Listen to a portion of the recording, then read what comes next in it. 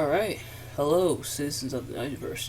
It is Nigel here once again, and this is going to be another wrestling review. So, actually, this is going to be a re-recording of a wrestling review.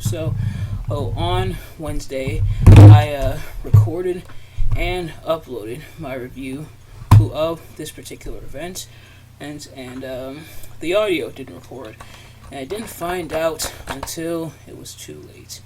It's one thing, and it's bad when the audio doesn't record on your video. But it's another thing and horrifying when you find out after the video was uploaded. So what actually happened was I actually clicked on video. I saw it in YouTube and everything, because sometimes I watch my videos from time to time while they're on YouTube, because why not? You gotta learn how to grow and improve somehow. And when I clicked on it, no sound. So I took it down. Kind of made a little post about it, a little like follow-up addendum to my post on social media about it. And so now we're gonna be here re-recording it.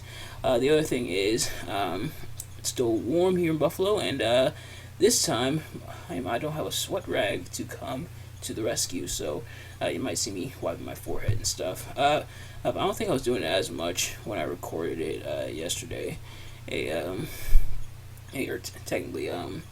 Technically Wednesday, because this is going to be going up tomorrow, aka Friday. But but nevertheless, as for this review, let's get right into it. My mic's working this time. So let's get right into it. So at one point in time, there was the big three. And this was kind of after her, or slightly after, like, the territory days. Started between the territory days, kind of came after a lot of the territory days. But there was the big three when it came to pro wrestling, and that was WWE, WCW, and ECW. And eventually, with the closure of the Monday Night Wars in 2001, the end of the Monday Night Wars with WWE purchasing WCW, and ECW going out of business, WWE was the last one left standing. They were known WWF, I should say, at the time. And it turns out actually, if the wikis we believed here, which I have for reference here, or so I'll be referring to that from time to time. But the wiki claims that WWE actually didn't acquire ECW's assets until 2003, and I think that makes sense because there was still some pending legal stuff and some pending debts that ECW and Paul Heyman had, unfortunately. But eventually WWE also acquired ECW.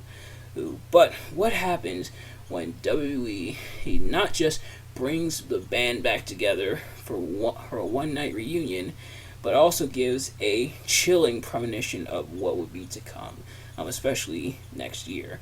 I'm talking about ECW One Night Stand 2005. And these reviews are going to be kind of like a two-parter or so. This is like part one, talking about ECW One Night Stand 2005. And then next week I'm going to be talking about ECW One Night Stand 2006. And I'm watching and reviewing and discussing that event. But as always, I'm not a professional wrestling reviewer or analyst, just a man who enjoys a good time, which I definitely had here. A few things to note before we get into the matches themselves, and if you've seen these reviews before, you kind of already know how this works. But if you haven't, normally I talk about what I like and what I dislike about a match if I review just the match individually. But as for an event, and much like this one, I'm going to be going by match by match, and also talking about some of the stuff in between, and then kind of detailing each match, and kind of talking about what I like and what I dislike about each match, and kind of talk about each match and some of the things I liked and disliked about each match. So without further ado, let's get into that. But also, before we get into the matches themselves, presentation-wise, as if my light would not cut off randomly, presentation-wise, definitely feels like old-school ECW. We are in the Hammerstein Ballroom, which ECW would often go to. We're in the Hammerstein Ballroom in New York City. definitely giving that old school ECW feel. Oh, and a lot of the talents that they had on hand and for the show, all like former ECW guys, and some of them, and most of them even, reprising some of the like ECW characters and gimmicks and things like that. And another thing to note, and this may be an edit as part of like the network and everything, because I did watch it on Peacock, of course, aka the WWE Network on Peacock, and I do miss the old WWE Network, but uh, but they do have different segments showing like highlighting some of the crazy, insane moments. And it's kind of taking trips down memory lane when it comes to the old school ECW. And that includes moments like the "Give Me a Chair" moment, where the fans do a bunch of chairs in the ring, or when Public Party invited a bunch of fans into the ring and they all danced around until the ring collapsed. And so just reliving some of the good times. And then they also have an in memoriam reel of some of the people, some of like the former ECW talents who passed away, at least at the time of that show. Including people like Big Dick Dudley or Terry Gordy or Chris Candido, who originally was supposed to be on the show in the opening match, which we're going to get to, but sadly he passed away less than 2 months before the event due to complications of a surgery that he was having on one of his calf implants, if I'm not mistaken. And so he died while in surgery, so he has to be replaced on the show. But a nice little in memoriam reel. But it's also sad considering we have those people who are obviously no longer with us, but then we have people who worked the show who are now no longer with us, and we'll get to some of them here. But starting with the opening match, as Lance Storm battled Chris Jericho. So Chris Jericho filled in for Chris Candido. Lance Storm battling Chris Jericho. Lance Storm coming out with Dawn Marie, his valet in ECW, who pretty good match between the two.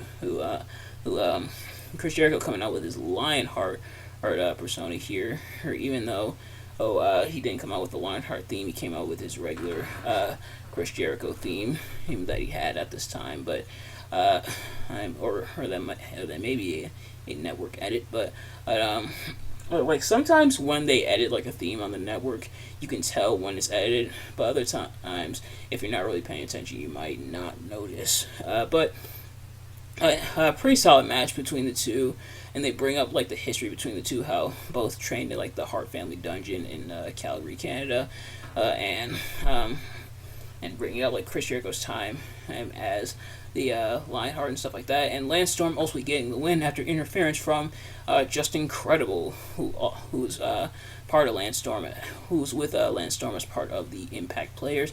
Justin Credible coming in and costing Jericho the match, as well as Jason Knight, aka Jason the Sexiest Man Alive, who was Justin Credible's like manager. Credible nailed Jericho with the kendo stick, allowing Lance Storm to get the pinfall. And they talked about on this match how this was like the last hurrah for Lance Storm, and how he was gonna be gone after this. But it looked like with a win like that, they were gonna continue the story. Whether or not they continue the story, I'd have to look into because I gotta get caught up with the lore of Raw and SmackDown at this time as well, because they'll also be having a presence on the show, as we're going to see.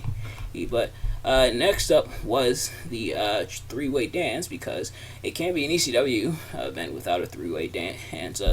ECW, one of the major pioneers of the three-way dance concept, which is pretty much like a triple threat match, but with elimination rules. So it's not like a traditional triple threat where once you're pinned, that's it. That's it. The match is over. But if you're pinned, then you're eliminated. Is the rules. But nevertheless, super crazy.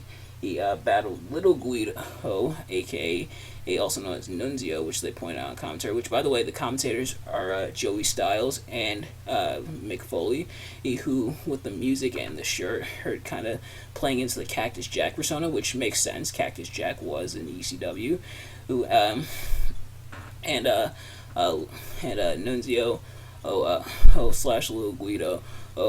He was accompanied by Big Guido, Tracy Smothers, JT Smith, and Tony Mamaluke, aka the FBI, and then Tajiri, who came with Father James Mitchell and Mikey Whipwreck of the Unholy Alliance. I'm surprised they didn't have Mikey Whipwreck himself competing on the show. But Mick Foley, which Joey Styles did a lot of the legwork on commentary, and Mick Foley would kind of put in where he could. And Mick Foley said he was going to write on commentary. He said, "Look, Joey, you're gonna have to do a lot of the legwork." He straight up admitted on commentary, right on the show, you have to do a lot of legwork because I'm not gonna know a lot of the names, moves, and stuff. Well, at least you're honest about it, and at least he's there. They're not dreadful as a duo. They're better than, say, Randy Rosenblum and Dirty Dutchman's Hell at Heroes of Wrestling, which if you haven't already, go check out that review that I did on the channel. But nevertheless, Mick Foley bringing up how he teamed with both Tracy Smothers and Mikey Whipwreck for tag team gold. Mikey Whipwreck was his tag team partner in ECW, and Tracy Smothers, I forget which company he said he teamed with Tracy Smothers in, but nevertheless, Little Guido, the first to go, even despite the interference from the FBI. Super Crazy, Tajiri, and Mikey Whipwreck working together in order to take out the FBI, and then it was down to Super Crazy and Tajiri. He and then Super Crazy picking up the win from there. There's also pretty solid match. I really like this one on this three-way dance, and Super Crazy definitely popular with the crowd and everything, and a lot of people liked him and stuff, and he picked up the win, which was nice. Then next up was Rey Mysterio Jr. battling Psychosis. The fans, the match itself was pretty decent, but the fans, you can tell, not really the biggest into this one, and I think I have a reason why. And that's because it felt more in the vein of like WWE. The ECW fans notoriously die hard, and also notoriously loyal to ECW. And so when Rey Mysterio came out with his WWE theme and his WWE appearance, they tried to call him Rey Mysterio Jr., but everything about it screamed like WWE. He's Rey Mysterio. And then Psychosis, who he had the mask while he was in ECW, but took off the mask because obviously he in Lucha Libre culture, once you take off the mask, you're not allowed to put it back on.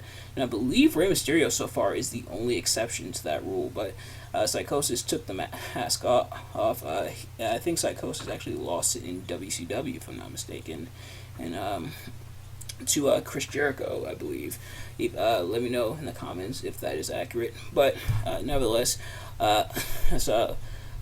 besides that, and the fact that Rey Mysterio nailed Psychosis with the 619, and the fans, and sadly, weren't the biggest fans of that. It didn't really feel like an ECW match. Felt more like a WWE match. Rey Mysterio delivering the 619, and then the West Coast Pop to get the win, and which the fans not the biggest his fans of before, unfortunately. But then and afterwards, we got the SmackDown Crusaders. So up to this point, they brought this up in commentary. SmackDown and Raw had been rallying against this event, kind of like trying to put down ECW and stuff. Of Kurt Angle, JBL, Orlando Jordan, Matt Morgan, and Carlito. And then the fans, and I can't really repeat what they said here because this is somewhat of a family-friendly channel, but it was some not as savory stuff. And then Joe Gerner came out trying to, get his shtick in, but wasn't able to. Who then Kurt Angle and JBL jaw-jacked with the fans, which is ironic that they had Kurt Angle here, considering it was ECW that almost caused Angle to not go into the pro wrestling business. So the story goes that ECW High Incident 1996, Raven and the Sandman faced off, and then afterwards, Raven hung Sandman up in the ropes and put a crown of barbed wire on his head. Let me repeat. Raven hung up Sandman in the ropes in like a crucifix style, and then put a crown of barbed wire on his head. Sound familiar? Yeah. So Kurt Angle was very offended by that, and left right after her, and almost didn't want to get into the pro wrestling business because of that. So thanks, Raven, for almost costing us Kurt Angle. Maybe that's why he got buried in WWE, but yeah, obviously that's a joke. But yeah, so. Thank goodness Kurt Angle changed his mind, but Kurt Angle kind of addressed that and nodded to it, saying the last time he was at an ECW event, he walked out halfway through because it sucked. Sure, that's the reason. And then JBL mocked like the internet fans, mocked the ECW fans, stuff like that. Traditional heel stuff. So SmackDown is here, and who shows up but Rob Van Dam. Because as you probably can't have an ECW, no, you definitely can't have an ECW event without RVD showing up, even though he has his knee in a brace and everything. RVD showed up with Bill Alfonso, who kind of talking about ECW, reminiscing how he was the whole effing show. He was in ECW, saying he was shooting with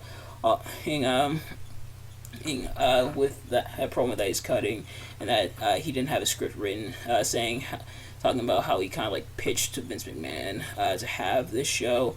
And saying he was upset that he had to miss both WrestleMania that year and One Night Stand because of his knee injury, and ultimately getting gored by Rhino. I guess some things never change from ECW.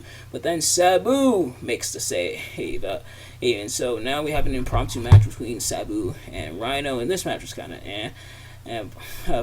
well, not really kind of but because it did have like weapon spots, traditional Sabu stuff with like the chairs, tables, even Sabu hitting the Arabian face crusher with the chair, and RVD even getting some stuff in, including getting like the skateboard shot in where he holds the chair and then drop kicks into it, which I actually, up until this event, and I've seen Rob Van Dam hit that move a lot, but actually didn't know what exactly that move was called, but now I know. Almost like a mini version of the Van Terminator, aka the Coast to Coast. But Sabu, which the Arabian Face Crusher, Sabu diving off the top rope chair underneath his leg. If my light would stop cutting out, that'd be nice. Chair underneath his leg, and into the table. Also, Sabu ended up getting the win in that way, which was cool. And then the Raw Vader showed up, which included Eric Bischoff, Jonathan Coachman, Edge, Christian, who I actually couldn't see, Tyson Tomko, who I did see, although I guess it makes sense. And if Tomko was there, then I imagine Christian there. But then Tomko, Snitsky, who I also didn't see, La Resistance, who I didn't see, and William Regal, who I also didn't see, but they alluded to him being there. And then Joel Gerner trying to get his stuff in again. Or actually, I think it was after this match, but Gerner interacted with them as well. But the next match was Chris Benoit battling Eddie Guerrero. And this is heel Eddie Guerrero. And the reason I know that, not just because of the mannerisms, but when he comes out, he has that heel version of his theme song, the one with the cell phone ring, Gangsta Line, the one with the cell phone ring. So I'm like, oh, this is heel Eddie. Oh yeah, right before SummerSlam and everything, which we'll get to at some point on the channel, but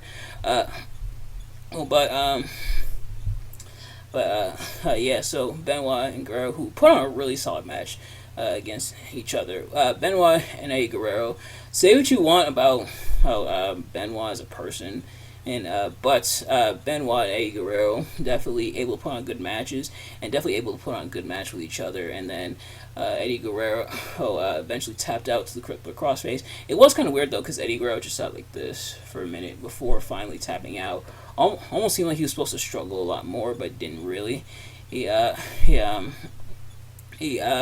the match, because Edge was there as part of like the Raw Crusaders and everything, and they made some less than savory comments towards Lita in the chants, which ECW, they're known for their creative / kind of messed up chance. And then Gurner, like I mentioned, Gurner showed back up, even begged Eric Bischoff for a job, which I was like, whoa, what? And then Bischoff just like shoot him off, threw the beer on him, poured beer on him, saying ECW sucks, and kind of doing the same as like SmackDown did. And then we get to Mike Awesome in the semi-main event. Mike Awesome battling Masato Tanaka. So a few things to mention before this. For starters, kind of a revisiting of their feud they had not just in ECW but also FMW in Japan. The next thing I want to mention is Joey Styles definitely has the memory of an elephant, and as he brings up how Mike Awesome like betrayed ECW, left while he was still ECW champion, in which interesting story, Mike Awesome, while he was ECW champion, left, showed up in WCW with the belt, and so they had to take it off of him. So they had the match with Taz. This is after Taz went to WWE/WWF. I think pretty shortly after he debuted at the Royal Rumble 2000.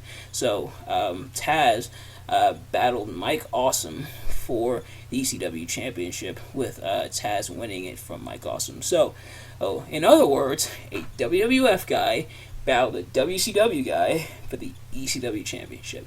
It's still one of like the craziest wrestling moments, and it's that a lot of people allude to, who talking about like insane wrestling moments, and it's that a WWE guy faced a WCW guy for the ECW Championship. But it happened, and I'm sure we'll definitely on the channel. I definitely want to review that match at some point. I definitely will. But yeah, Joey Styles very upset about it, making some not really. I mentioned ECW. ECW definitely didn't really have a filter. Joey Styles making a comment after Mike Awesome delivered what the other YouTubers might call a unalive dive, where doing this to the ropes, and then Joey Styles making a reference to that in and I can't really repeat what he says because it is really messed up, and it's even more messed up considering that sadly how Mike Awesome would pass away several months later. And Joey Styles, Joey Styles, I believe, kind of mentioned in how the comments were kind of unsavory, but talking about like the shoots, how a lot of stuff he said was like shoots and stuff, and how he actually meant it. So, Joey Styles predicted that fortune in like the worst way. But the last thing worth mentioning is, holy crap, the bumps in this match. Violent chair shots, multiple awesome bombs, including a couple through tables, including the last one where Mike Awesome powerbombed Masato Tanaka out of the ring, and then Awesome just dove over and pinned him on the outside. And definitely insane amount of bumps and stuff. Like, I almost winced at all like the bumps and stuff.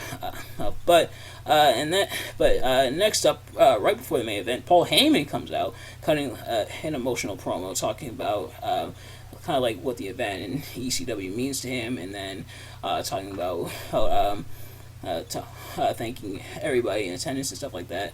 And then turning his attention towards the Raw and SmackDown guys, is kind of running them down, talking trash, and some major burns, specifically on the Raw side, but then the ultimate one on the SmackDown side. So on the Raw side, you talk about Eric Bischoff saying how this was a WCW show, not an ECW show. They kind of already tried that, so Heyman talked about how this was a ECW show, not a WCW show, saying they were in ECW's house, stuff like that. Then he brought up how Edge, he said hide your wives because Edge having the affair with Alita at this time. I'm in that, and saying two words, Matt had freaking Hardy. Which after he said that, I know Paul Heyman meant the two words to be Matt Hardy, but it was funny. Edge kind of like, wait, no, he said three. Then the three and stuff. Excuse me, holding up the three and stuff was pretty hilarious. And then JBL, the burn of the year, with Heyman and talked to JBL saying the only reason you were WWE champion for a year, or well, first he said, if you want to shoot, cowboy, we can shoot. But then he said the only reason that you were WWE champion for a year was because Triple H did not want to work Tuesdays. Ooh, damn! That is a very spicy burn that he got on JBL, and yeah. So this is when SmackDown was taped. So they taped it on Tuesday and aired on Friday, if I'm not mistaken. At this time, I think this might be, and when they were on Friday, SmackDown's had like a lot of days that they've gone to. They were on Fridays, then they were on Tuesdays, then they were on Thursday. SmackDown's had a lot of days. Now they're on Fridays nowadays, but yeah. So Heyman, burn of the year to JBL. Yeah. So boy, and then the main event finally, as the Dudley Boys battled the Sandman and Tommy Dreamer. This main event match, and I get why this is the case, but this main event was absolutely overbooked like crazy. Yeah. For starters, you had the Dudley Boys coming out making their entrance with the tie-dye shirts, which was a really nice touch, and a reference to their time in ECW. They still had the W theme, but then you had Tommy Dreamer show up, and then the Sandman showed up, and apparently they actually did play Enter Sandman in the arena, but it has to be dubbed over on the network, and thankfully the dub over one they had on the network at least sounded kind of like Enter Sandman, but the Sandman did his whole entrance with the beer going through the crowd and stuff, pouring the beer on the female fan, drinking it off her smacking the beer on himself, like all of that. And then, before the match began, the BWO showed up, which was, of course, Hollywood Nova, a.k.a. Simon Dean, which they allude to on commentary. Then Stevie Richards, a.k.a. Big Stevie Cool, and the Blue Meanie, having one of the best wrestling dances in the world, which I can't do it for you guys because I can't do it like him, but like this. The BWO saying they're taking over before beating up Dreamer and the Sandman and helping the Dudley Boys. Then Kid Cash shows up. Then Balls Mahoney and Axel Rotten, aka the Chair Swinging Maniacs, show up to even the odds, take out the BWO. Joey Styles said that's when Nova got hit with the chair, saying that's more painful than being Simon Dean on national TV, because this was the Simon Dean character, and that character existed. So they got them there. And then the match began proper. And they were talking about comments, like, is this match actually going to begin? The match began, and a lot of violence and a lot of bloodshed. With the chairs, there's the trash cans, the street signs, and the cheese grater, which admittedly, I kind of had to look away for. Like, I should be used to stuff like that, because I saw some stuff with, like, when Moxley and Hangman Page fought, did the fork stuff at Revolution. If you haven't already, go check out that review. But, so that was kind of maybe a little squeamish, like, ooh, so definitely going to time each other. Then the Impact Players showed up. That's Lance Storm and Just Incredible. And then Francine showed up to help out the Impact Players as they attacked Tommy Dreamer and the Sandman. And then Beulah McGillicuddy, aka Beulah Dreamer, showed up did the cat fight with Francine, and then Spike Dudley showed up to help out the Dudley boys and help them get the win and sent Tommy Dreamer through a freaking flaming table. And Spike Dudley also showed up in the glasses and the tie-dye shirt as well, which was pretty cool. Cool. And then the Dudleys attempted after the match. The Dudleys were gonna attack Beulah, but then Sandman showed up and then trying to help her out and help her out while also simultaneously asking for a beer. Priorities, I guess. Then Stone Cold Steve Austin showing up and Stone Cold Steve Austin, which definitely makes sense for him to be here, considering there may not be a Stone Cold Steve Austin without ECW. So, the story goes after Steve Austin, who was stunning Steve Austin at the time, left WCW. He was fired by WCW for like being unmarketable and stuff. After he left, Paul Heyman, who remembered Steve Austin from his days in the Dangerous Alliance, and offered him a job, offered him a position in ECW, which Austin accepted. So Austin, while his time in ECW was brief, we saw the beginnings of the Stone Cold Steve Austin character with the way he cut promo. Some of that like real frustration, but also getting to show like his humor side and everything. And he had a feud with Mikey Whipwreck, with Stone Cold adopting Mikey's finisher because the Whippersnapper is pretty much just like the Stone Cold Stunner, or so Stone Cold adopting the finisher and everything. So Austin definitely short time, but also like a very formative time. And if you can look up Stone Cold Steve Austin cutting the promo about him being fired from WCW, I should say, while he was in ECW, it's definitely worth the watch. But Stone Cold showed up, saying he was going to get beers for everyone, but called out the ECW originals. Then he called out the Crusaders, who were up in the, which I forgot to mention, the Crusaders were up in the stands, like, watching and everything. They had, like, their own private, I guess, like, suite. He was more so just seats, so I guess their own, like, private section. Stone Cold called them down, threatening to come after him, so they made their way to the ring. Eric Bischoff, like, pieced out and tried to go to commentary.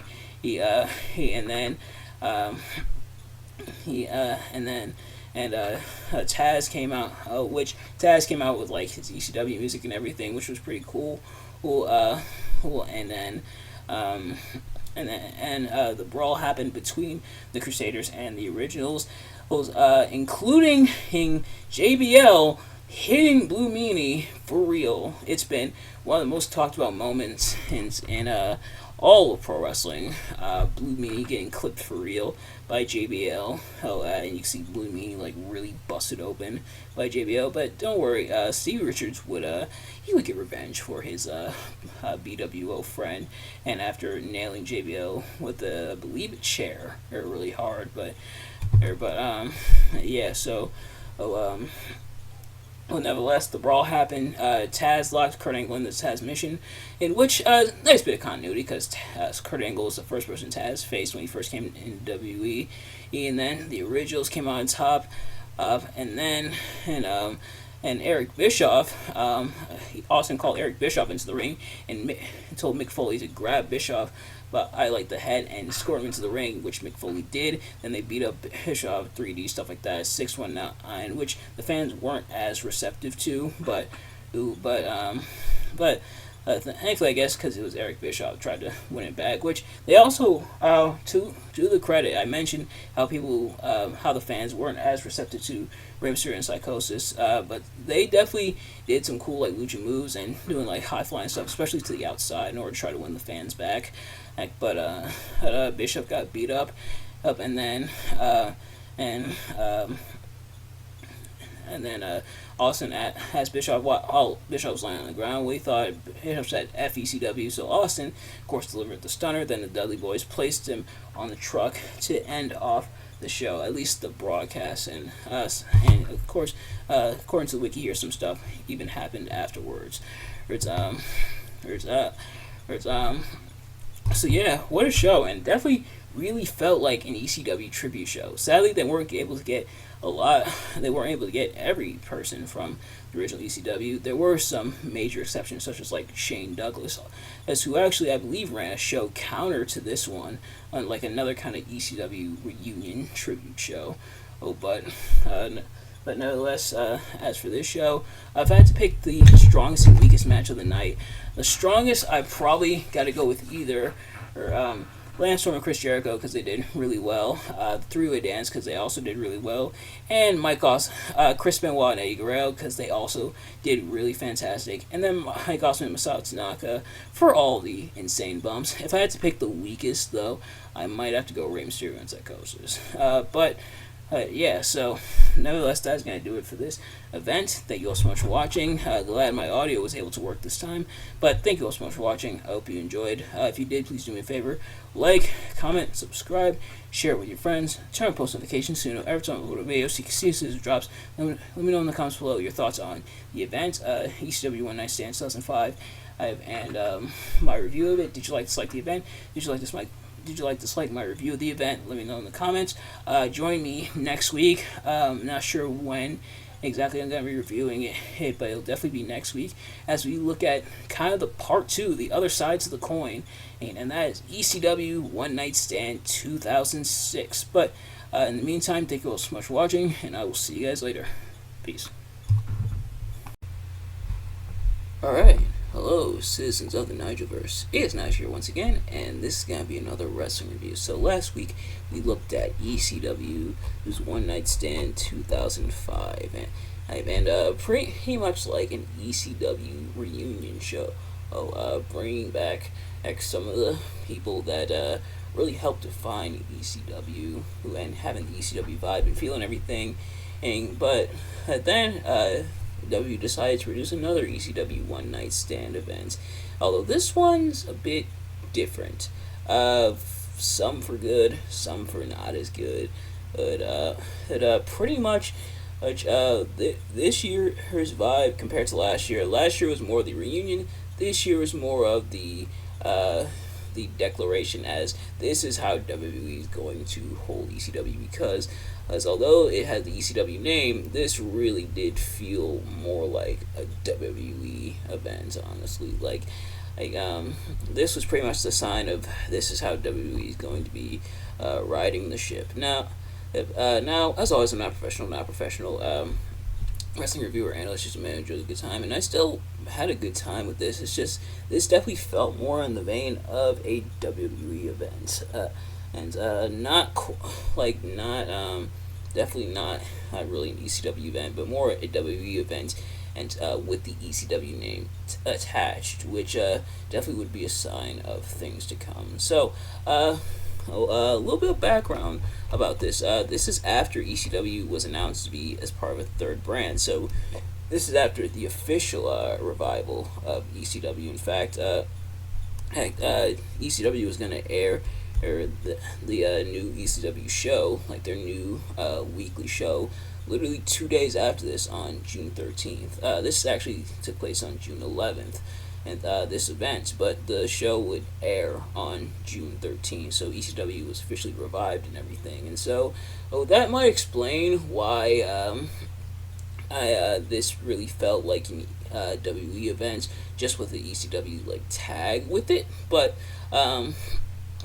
yeah, so because of that, they did some promotion up to this point with ECW guys and WWE guys kind of going to war, or they had a head-to-head at events, like a special head-to-head event, but also I think that ECW guys were also appearing on Raw and SmackDown as well, sometimes up to this point. So this really did feel like the revival, so it definitely had that energy. But also, according to the wiki here, which I'm mainly using for reference, just in case there's some stuff I forget to mention, it's mentioned in the wiki here as well. Kevin Owens apparently was in attendance, although he was known as Kevin Steen at the time and was part of PWG. I didn't even notice. I don't even think I noticed him. Watched the event. Let me know in the comments where he was. I did not see him, unless either he was kind of a bit high up, bit far up, or I straight up just didn't notice. But nevertheless, without further ado, let's get right into it. So, for those of you who've seen these reviews from me before, you kind of already know how this works. For those who haven't, I'm going to be talking about each match and talking about kind of what I liked and disliked about each match. Starting with, and I'm going to talk about like the event and some of the other preliminary stuff when it comes to the events, and as I usually do. But starting with the opening match, as Taz battled Jerry Lawler, or kinda. This essentially was a squash match, about 35 seconds, at least according to the wiki here. But Taz essentially, so first of all, Jerry Lawler came out, and the crowd, which we're here in Manhattan this time around, still in like the New York area, still in the Hammerstein Ballroom, but Manhattan crowd here, are pretty much the same as last year, or in terms of the stuff that is ECW, who obviously gets cheered and everything, and the stuff that isn't ECW gets booed, which we will definitely see. We'll definitely see both. Jerry Lawler coming out. Jerry Lawler, at least in kayfabe, I don't know if this how he actually felt on the stuff, but Jerry Lawler very much anti ECW, calling it extremely crappy wrestling, and so Jerry Lawler comes out. This is after Taz made his way to the ring, which they definitely dubbed over Taz's music, and it really sounds kind of weird. But Jerry Lawler making his way to the ring actually slaps Joey Styles, who Joey Styles is solo on commentary, at least for the time being. But Jerry Lawler slaps him, and then immediately gets his comeuppance, because after the bell rings, Joey Styles gets on top of him and like kind of like does the sleeper hold thing, and then Taz as locks in the Taz mission, and Jerry Lawler is essentially out. So Taz with the quick victory.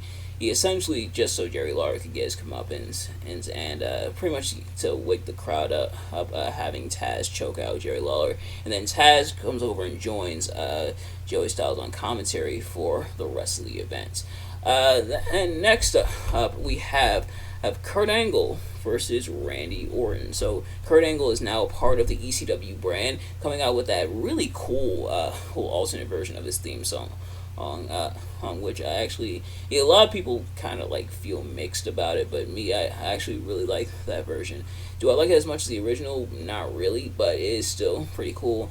Well, and Randy Orton, and for starters, it is his, like, it was awkward last year, Kurt Angle showing up on the ECW event, the One Night Stand event, if you haven't already, go check out my review of One Night Stand 2005, but it was awkward already, Kurt Angle, being on the event at all, even if it was to insult ECW and everything, considering what happened, and how it kind of was ECW that almost caused him to not be a part of the pro wrestling business. And now, take your awkward trouble and make it double, because now Kurt Angle's part of the ECW brand, and this is when he became the wrestling machine and everything, where he had like the mouthpiece and stuff of as part of the ECW brand. And I would be there for a while up until he left WWE, went to TNA, and begat Perk Angle. But nevertheless, Kurt Angle battling Randy Orton here, and Randy Orton definitely hated by the ECW crowd. Kurt Angle surprisingly gets cheered, so I guess once you become part of ECW, then all the rest kind of just forgiven. Kurt Angle and his comments from the year previous. Kind of, get forgiven and everything, which also, before I forget, Paul Heyman does kind of open up the show, talking about the ECW resurrection and stuff, of thanking the crowd and everything. I did forget to mention that, but here Kurt Angle battling Randy Orton, still really weird, really awkward, and Randy Orton, because he's anti-ECW, he gets some interesting comments and chants by the fans. Not ones I'm not necessarily going to repeat here, but yeah. But not a bad matchup between the two. It definitely kind of did feel like a WWE match. Edge did this one, but otherwise it still felt okay. It still was pretty decent for the most part. But both men really getting a lot of their stuff, and Kurt Angle even like straight up like slapping Randy Orton around a little bit. It's the crowd definitely popped for, but ultimately Kurt Angle hits the ankle and then and even locks it in the grapevine where he sits down with it in order for Randy Orton to tap. And of course, the fans afterward chanting, "You tapped out" at Randy Orton, and as he's helped to the back, yeah, pretty decent match. The chants, also very interesting, but yeah, so there's that. But then next up, the FBI, which consists of Little Guido and Tony Mamluke, who are accompanied by Big Guido. They battle Super Crazy and Tajiri. So, it's funny that these three guys, Little Guido, aka Nunzio, Super Crazy and Tajiri battled last year in the three-way dance, and now Super Crazy and Tajiri are teaming up. And now Tony Mamaluke has joined the fray, but this in tag team action, and same with the other ones. And honestly, throughout the entire night, which why I brought it up, even though involving ECW guys, definitely did feel like a WWE match. The fact that they're like teaming up and stuff, but I get it. You didn't necessarily want to do the three-way dance again, or even like a four-way dance, and it's because obviously you don't want tensions or anything like that between Little Guido and Tony Mamaluke. But yeah, so pretty decent match, including some stuff done in stereo by Super Crazy and Tajiri, including the double drop kicks and the double drop kicks and the double tarantulas in the ropes, which I thought were pretty cool. But ultimately, Guido and Mamaluke get the win, and then Big Show comes in the ring and pretty much beats up everybody. Big Show, who turned his back on Raw and SmackDown by joining up with ECW, or more so just Raw, and joining up with ECW. Big Show in turn goes together like peanut butter and jelly, I guess. But Big Show, now part of the ECW brand, pretty much takes out everybody in the ring and stands tall at the end there. And then JBL comes out cutting almost pretty much like the exact same promo he cut last year, except this time bringing up what he did to Blue Meanie. He by busting him open, but then announces that because Taz left SmackDown for ECW, JBL would be replacing him, and so that began the commentary duo. Somewhat of a kind of underrated commentary duo, at least to some people, of Michael Cole and JBL. But yeah, so there is that. But then next up, Rey Mysterio battling Sabu for the World Heavyweight Championship. If you thought Rey was getting booed the year before, he's definitely getting booed again here now. Not just because still not fully ECW Rey, not even introduced as Rey Mysterio Jr. this time, but this is when he was World Heavyweight Champion, in which his time as World Heavyweight Champion, and definitely did catch some scrutiny. He with WWE kind of profiting off the death of Eddie Guerrero. And he's going against Sabu, who you hate to see Rey get booed, but they kind of set him up for that one. But otherwise, still a pretty solid match between the two. Who's some pretty cool spots. The guy's known for flying around the ring. And so all this hype, all this momentum, all this good stuff between the two, including some table spots and some chair spots with Sabu. First of all, they started off holding chairs. The referee made them put it down. I don't know why, because it was an Extreme Rules match. But Sabu then, and doing stuff with the chair and table. Nothing really botched, at least as far as I can tell. And not one, but two chair throws right into Rey Mysterio's face. The first one, Rey blocked with his hands. The second one, Rey did not. So it definitely, had an ugly, snap sound, as the chair went into Rey Mysterio's face. Not the last time something like that would happen on this night, but then it all had to come crashing down at the end, and a Sabu who nailed the DDT on Rey through the table. And it was so cool that they decided to stop the match after that. The doctors, trainers came out and they called the match off. So the match ended in no contest. on an ECW show. Great. Like, hey, on one hand, and I get it. You didn't necessarily want to have Rey Mysterio lose the World Heavyweight Championship just yet. He would actually lose it later on at Great American Bash '06. On one hand, you probably didn't want him to necessarily lose the World Heavyweight Championship, but on the other hand, you didn't necessarily want Sabu to take the loss. But I think this was a really like kind of crabby way to get around it. Like honestly, probably just would have had Sabu lose the match. Yeah, the fans would have been upset, but everything else was solid up until this point. To the point where I'd argue the fans probably, definitely would have soured like some of the fans and stuff. I don't think they would have been too mad at it because as the match was still solid up to that point.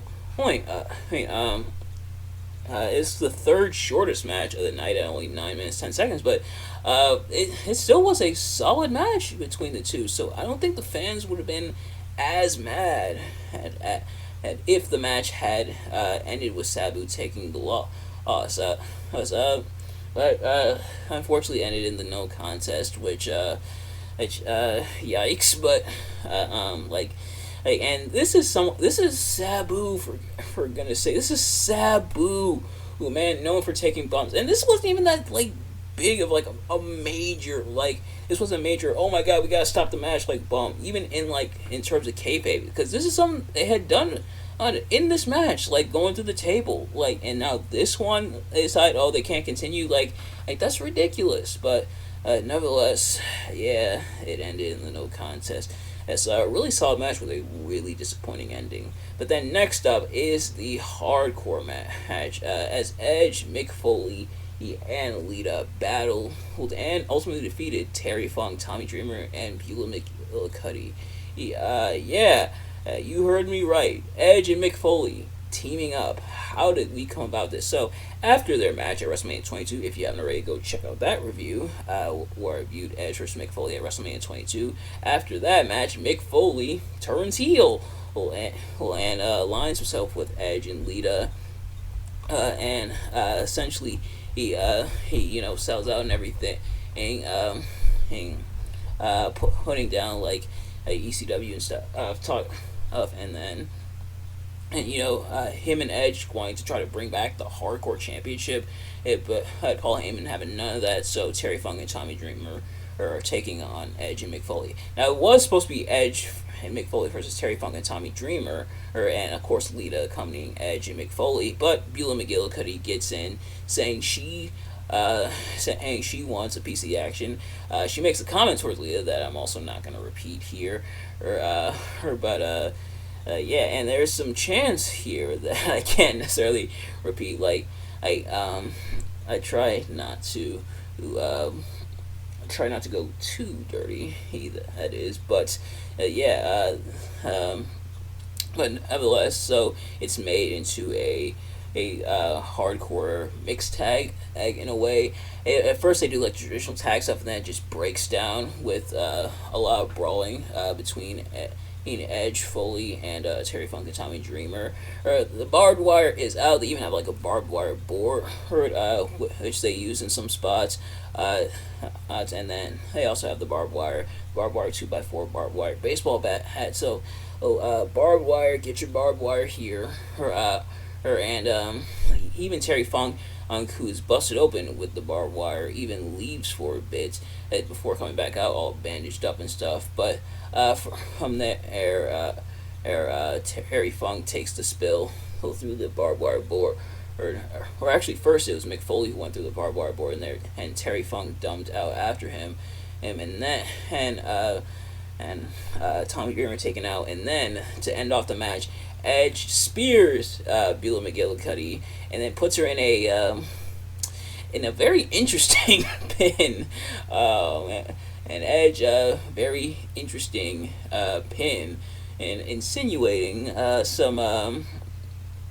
insinuating a certain position, and but it's ECW. What can you do? As my lights will not stop flickering. I might have to get a new light, honestly. But so a very insinuative pin from Edge to Beulah McGillicuddy. Yeah, but the fact that Beulah got speared at all, and then the pin, the 1-2 punch, really solid match between the two. Definitely some hardcore stuff. This felt like honestly, this really felt like a marriage of the two. It felt like a WWE match, but it also felt like an ECW match. We even had a cat fight for a little bit between Beulah and Lita. Like Edge, Mick Foley, Terry Funk, Tommy Dreamer did a lot of the legwork, and Lita and Beulah didn't really do as much aside from the cat fight and some stuff and the finish, obviously. But otherwise, yeah, a really solid match. Then next up, it's kind of like a palate cleanser, or in a way. As Balls Money battled Masato Tanaka for a little bit, it pretty like a short standard match. It's pretty much, like I said, like a palate cleanser coming up for the main event, and Balls Mahoney battling Tanaka, which they bring up, which I think they do it almost all the time. Balls Mahoney, they bring up his amateur wrestling background, how he got banned for taking out a referee. Whether there's some truth to that or not, I actually don't know. I imagine probably. But battling Tanaka here, Tanaka takes a wicked chair shot right to the dome. Tanaka, first 2005 against Mike Awesome, and now here, what is with these nasty chair shots to the head? And you heard the chair shot too, like just the clank of it. It's just a really hard one, and I'm surprised Tanaka didn't get busted open after that, but he even like dented the chair and everything, and then Balls Pony picked up the win from there. Pretty short match, second shortest match of the night, only 5 minutes 3 seconds, but just like a little short match. And then right before the main event, which they even show like the build up to it, John Cena and RVD kind of getting prepared for the match. Right before that, had Eugene comes out, reads a little poem, does his shtick with the ECW crowd, then gets beaten up by the Sandman and hit with Singapore cane and stuff. Sandman chased after him, the beer and everything, and then we get to the main event as John Cena defends the WWE Championship against Rob Van Dam. Heel Dominic Mysterio, MJF, take note. This is what you call heat. John Cena coming out like coming out and just hated by the crowd. And they chant at him throughout the entire night. Like they boo the crap out of him when he comes out. Then when he throws his shirt and hat into the crowd like he always does, it's thrown back. They do that for a little bit, and then they get into the match proper. And pretty evenly matched. Like Cena gets some stuff in, RVD gets some stuff in. Cena even goes to the crowd after pushing RVD off the barricade into the crowd. Cena goes into the crowd, which is brave on his part, but thankfully the security preventing the fans from getting at Cena. But so Cena gets a lot of hateful chants thrown at him, and Cena he took it. Props to Cena. I don't know if I wouldn't have been able to. Another reason why I don't think I'll ever become a wrestler. Or like if a crowd hated me as much as Cena was hated here, or I don't know if I'd be able to do it. But Cena, he took it like a champ. He still did what he had to do, kind of playing the heel in a lot of ways. And Cena definitely did lean into it and everything. Even when the referee broke up the STFU, who it was still called the STFU at this point, and RVD broke it on the ropes, which he really shouldn't have because it's no disqualification, but the referee pulled him off. Then Cena clotheslined the referee. Cena taking RVD out of the ring. And so Cena kind of leaning heel into that. But then Ed had showed up, motorcycle helmet and jacket. At first you can't see what it is, spearing Cena through the table that was set up. And Edge revealing himself, pretty much pulling the face turn of the night. At least in terms of with the ECW crowd. The crowd even chanted, "Thank you, Edge." And so Edge redeemed himself after beating up both Tommy Dreamer and Terry Funk and Beulah McGillicuddy. But after that, at Edge, delivered the 5-star. The referee's still down. The original referee was down, and then SmackDown referee Nick Patrick was also down. He was also taken out. And then Paul Heyman coming in and counting 3.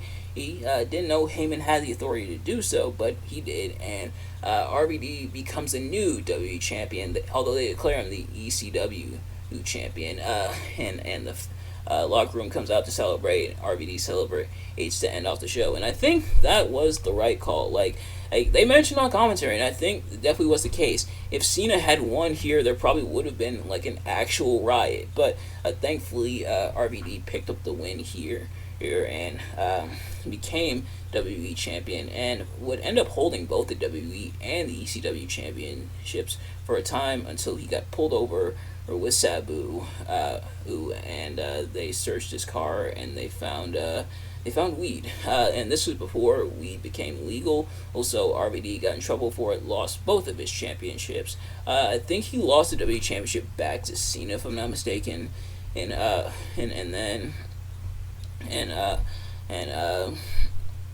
he lost the championship back to Cena, and then he lost the ECW championship to the Big Show. So yay! This is after Paul Heyman turned on RVD and helped Big Show win the championship here, or the ECW championship. But that would be later on. But yeah, so that is the event ends. ECW One Night Stand 2006, although it's really more like WWE One Night Stand 2006, just with the ECW name. Like I said, definitely felt more like a WWE show, and this was pretty much the sign of WWE running ECW. And sadly, we now know with the power of hindsight how that turned out, and that it didn't turn out all that great, unfortunately, for ECW with WWE at the helm. And honestly, if I can like make a comparison, One Night Stand 2005 was like the revival. Well, it was pretty much like a celebration of ECW, who in a lot of ways, and that's where the flight began, pretty much for ECW to be brought back as a third brand in WWE. And then, and One Night Stand 2006 was when they were flying upwards towards the sun. I think you can kind of see where I'm going, kind of making the Icarus reference, where WE/ECW kind of flying a bit closer to the sun, wanting the warmth. I'm still not totally bastardized by WE was ECW yet, but kind of getting there. And then as the show progressed, it's including a freaking zombie, which I think was on the debut episode to kind of make fun of the fact that ECW was on Sci-Fi. I mean, when I think of science fiction, I more so think of aliens or stuff like that, but sure, I guess zombie works too. But then this was as them flying and closer to the sun, to where people were like, maybe you shouldn't be flying that close to the sun. And then December to December 2006, which I reviewed for the channel. If you haven't already, go check out that review. That's when they flew too close to the sun. And then everything that happened afterwards with ECW, with the logo change, with the ECW title change, and then with people like Bobby Lashley and Ezekiel Jackson holding the ECW championship, aka people who weren't really ECW, who never really were ECW, and ECW kind of like flopping as like a third brand. And that was the fall after flying too close to the sun. But the tragic tale of ECW and WWE, like whose treatment was worse, WCW or ECW? It's kind of hard to say. At least WWE knew when to back up off of WCW, except when they didn't, when they tried to do the whole WWE versus WCW thing when Sting came in. But otherwise, they didn't try to do with, well, actually, they kind of did. They had the one episode with the one match between Booker T and Buff Bagwell, which didn't turn out well. Oh, but then, unfortunately, they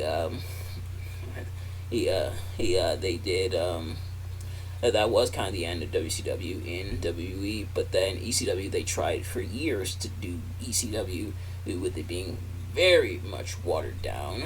And then ECW, they finally killed it, gave it its merciful death, and we were given NXT because of that. Now, early NXT, the game show era, not as good, and then we got to the third brand of NXT, so I guess it worked out. But yeah, but otherwise, that was One Night Stand 2006. If I had to pick the strongest and weakest match of the night, for the strongest, I probably would have to go with the Heavyweight Championship match, except for the ending. The hardcore match between Edge, Mick Foley, and Lita against Terry Funk, Tommy Dreamer, Beulah McGillicuddy, or even the WWE Championship match. That's because both men got their stuff in, and the right man won, in my opinion, and the fans went home happy. He and Kurt Angle and Randy Orton were pretty good as well. If I had to pick the weakest, it'd probably be the opening match, just because it was kind of a squash. But nevertheless, that is going to do it for this event. Now, which one did I like more, One Night Stand 05 or 06? I would say, I guess it depends on what you're necessarily looking for. Like, One Night Stand 06 still had some gems on there, but definitely felt more like in the vein of WWE, versus One Night Stand 05 felt more in the vein of ECW. So in terms of like which one, in terms of like that argument as to who, and if the question is which one felt more like ECW, I'd definitely give it to One Night Stand 05. So I guess if that's your basis on which one is better, then I would go with One Night Stand 05. But I guess it's more or what you necessarily came to see, if that makes any sense. Like if you enjoyed ECW, where it's more in like the vein of actual ECW, which obviously makes sense, it is supposed to be like an ECW event, then you'd probably give the nod more to 05.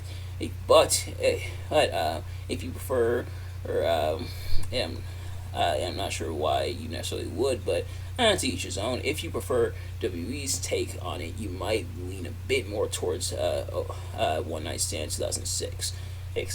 But at least both of them were better than December to Dismember 2006. On that, we can agree. But yeah, I would say it's more about what you're necessarily looking for in terms of your ECW consumption, I guess. Like, hey, if you, like I said, if you, what's the way to put it? If you were a fan of like ECW, and like the original ECW, then 05 would definitely be the way to go. And I think that really encapsulates it. It honestly, like, thing is, One Night Stand 05, being more in the vein of ECW, being like the reunion, like the celebration of ECW and everything. And I think that's really what people came to see. And then 06, more in the vein of WWE, this is how WWE is going to run it, I think really rubbed people the wrong way in some regard. Or it's not necessarily for the event itself. Like I said, 06, One Night Stand 06 was solid for the most part. But then everything that happened afterwards, and I think with the power of hindsight, that puts a bit more of like a negative light on 06's One Night Stand, because this was the sign of things to come with WWE running the helm when it comes to ECW. But let me know what you guys think in the comments. But thank you all so much for watching. I hope you enjoyed. If you did, please do me a favor, like, comment, subscribe, share with your friends, turn on post notifications so you know every time I upload a video, so you can see as soon as it drops. Let me know in the comments below your thoughts on the event and my review of the event. Did you dislike the event? Did you dislike my review of the event?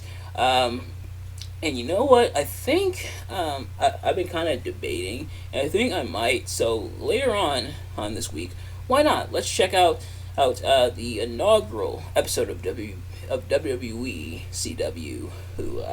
This was. The inaugural episode was 2 days after this event, so why not? We'll look at the inaugural show later on this weekend. We'll talk about it. But thank you all so much for watching, and I will see you guys later. Peace.